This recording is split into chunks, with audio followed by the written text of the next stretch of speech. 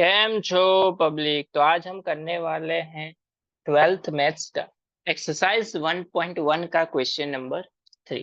तो देखते हैं क्वेश्चन नंबर 3 को हम कैसे सॉल्व करेंगे। तो क्वेश्चन हमको कुछ ऐसा दिया हुआ है,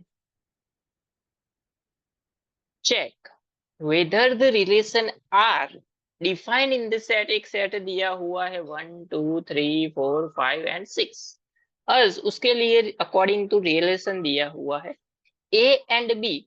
उसके लिए एक इक्वेशन है कि बी इज इक्वल टू क्या होना चाहिए, ए प्लस वन होना चाहिए। वो रिफ्लेक्सिव होगा, सिमेट्रिक होगा या फिर ट्रांजिटिव। तीनों में से कौन सी कंडीशन को सेटिस्फाई करेगा या फिर नहीं करेगा, वो यहाँ पे हमको चेक करना है। चलिए देखते हैं कैसे सॉल्व करेंगे हम।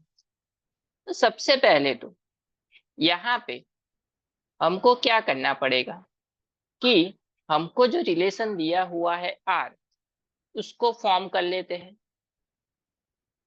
सबसे पहले एक ही जगह पे अगर हम वन रखें, एक ही जगह पे रख दिया वन, तो बी क्या होगा 1 + 1 यानी कि बी हो जाएगा 2। उसी तरह से एक ही जगह पे अगर हम 2 रख दे तो 2 + 1 यानी बी क्या मिलेगा 3। अगर हम एक ही जगह पे 3 रख दे तो 3 + 1 क्या हो जाएगा 4। उसी तरह से कंटिन्यू 4 5 5 6 एंड 6 7 हम यहाँ पे नहीं ले सकते, क्योंकि बी का एलिमेंट भी कहाँ से होना चाहिए, सेट ए में से होगा। तो 6 लेंगे तो 6 + 1 क्या हो जाएगा 7। तो 7 यहाँ पे नहीं आएगा। तो टोटल यहाँ पे कितने इक्वेशन मिलेंगे 1 2 3 4 एंड 5। अभी देखते हैं कि सबसे पहली कंडीशन क्या है हमारी, रिफ्लेक्सिव। तो रिफ्लेक्सिव जैसा नाम वैसा ही काम, हमको पता है कि ए का खुद का ही रिलेशन किसके साथ होना चाहिए, ए के साथ होना चाहिए। कि मान लो हमारे पास कितने एलिमेंट है 1 2 6, तो हमने ए बिलोंग्स टू ले लिया 1 2 3 4 5 एंड 6, यानी कि 1 1। अभी देखिए खुद का ही रिफ्लेक्शन नहीं मिल रहा है। A A does not belongs to R, relation में नहीं है। क्यों? क्योंकि देखो 1 1 does not belongs to R, वैसे ही 2 2 does not belongs to R, 3 3। लेकिन यहाँ पे हमने जनरलाइज फॉर्म में ये लिख लिया, ये हमने समझने के लिए लिखा। तो ये जो कंडीशन है वो रिफ्लेक्सिव नहीं होती है। क्यों नहीं होती? क्योंकि 1 1 हमारे रिलेशन में नहीं है। उसके बाद आती है हमारी second condition, symmetric condition. Symmetric condition क्या बोलती है? सिमेट्रिक कंडीशन ऐसा बोलती है कि अगर ए रिलेटेड टू बी है तो उसका उल्टा यानी कि बी रिलेटेड टू ए होना चाहिए। चलिए अब देखिए कि जाहिर सी बात है, देखो कि हमको ए बी क्या दिया हुआ है, इक्वेशन है B is equal to A plus one. तो अगर हम इसका उल्टा ले ले यानी कि बी एंड ए ले ले तो क्या हो जाएगा, वो A is equal to B plus one नहीं लिख सकते। ये दोनों कहाँ से इक्वल होंगे? तो ये डज नॉट बिलोंग्स टू क्या होगा आर।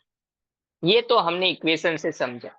अब एग्जाम्पल से समझते हैं कि 1 2 बिलोंग्स टू आर है। देखिए 1 2 हमारे रिलेशन में है, लेकिन उसका उल्टा भी रिलेशन में होना चाहिए। लेकिन यहाँ पे देखिए कि 2 1 does not belongs to R, 2 1 हमारे रिलेशन में नहीं है। इसके लिए ये वाला जो कंडीशन है वो सिमेट्रिक नहीं होता। अब जाते हैं हम लोग आगे एंड देखते हैं कि ट्रांजिटिव कंडीशन क्या बोलती है। तो ट्रांजिटिव कंडीशन कुछ ऐसा बोलती है कि अगर ए रिलेटेड टू बी है एंड बी रिलेटेड टू सी है तो ऑटोमेटिकली ए रिलेटेड टू सी होना चाहिए। ऐसा वो बोलती है कि होना चाहिए, लेकिन हमको तो यहाँ पे प्रूव करना है। तो देखिए क्या होगा कि ए रिलेटेड टू बी तो सही है, यानी कि ए बी, उसके लिए इक्वेशन क्या है, A is B is equal to A plus one. उसी तरह से अगर हम बी एंड सी का रिलेशन ले ले तो क्या हो जाएगा, यहाँ पे आ जाएगा C is equal to B plus 1, यानी कि इसको इसमें अगर हम B को सब्जेक्ट बनाए तो B इज इक्वल टू क्या होगा, C माइनस 1। तो B की वैल्यू को हम यहाँ पे पुट कर सकते हैं। चलिए B की वैल्यू को फर्स्ट इक्वेशन में पुट करते हैं, तो C minus 1 is equal to क्या मिलेगा, A प्लस 1। माइनस 1 को सामने, A को इस साइड, यानी कि C minus A is equal to क्या मिलेगा, 1 प्लस 1 क्या हो जाएगा। तो अगर हम इसको सामने की साइड ले ले तो C इज इक्वल टू क्या मिलेगा, A प्लस 2। लेकिन हमको तो क्या चाहिए था, A प्लस 1 चाहिए था, तो ही वो रिलेटेड कर पाए, यानी कि इसका मतलब डज नॉट बिलोंग्स टू, ये क्या होगा, ये हो गया थियरिटिकली प्रूफ।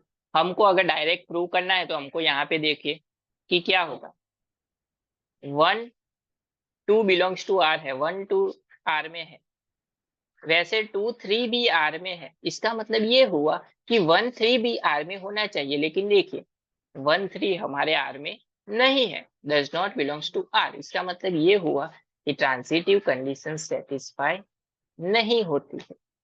तो इस वाले क्वेश्चन में ना तो वो रिफ्लेक्सिव है, ना तो वो सिमेट्रिक है, एंड ना तो वो ट्रांजिटिव है।